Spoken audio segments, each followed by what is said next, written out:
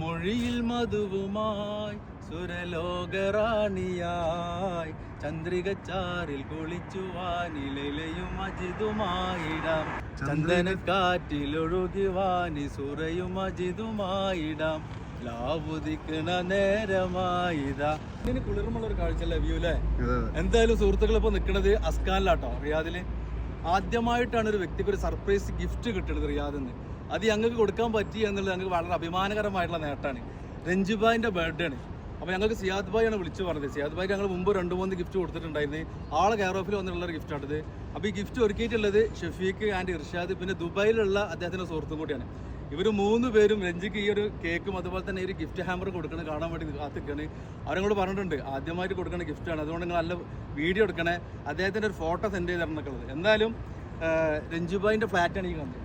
Okay, ഈ ഫ്ലാറ്റിലാണ് ആളുള്ളത്. അദ്ദേഹത്തിനെ പിടിച്ച് പുറത്തിറക്കണം. ഇവർ ആഗ്രഹപ്രകാരം സർപ്രൈസ് ആയിട്ട് കൊടുക്കാൻ പോവാണ്. പക്ഷേ രഞ്ജുഭായിക്ക് നല്ല ആരോഗ്യമുള്ള ദീർഘായുസ് കൊടുക്കട്ടെ എന്ന് ആശംസിക്കുകയാണ്.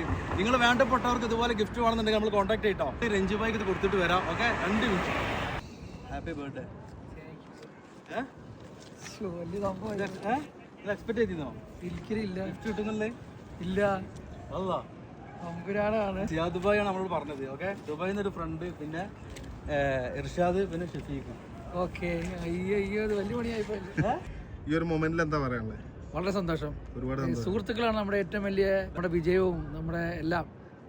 നമ്മുടെ പരാജയത്തിലും വിജയത്തിലും തീർച്ചയായിട്ടും സൗഹൃദമാണ് നമ്മുടെ ഏറ്റവും വലിയ, പ്രത്യേകിച്ച് എന്നെ അപേക്ഷിച്ച്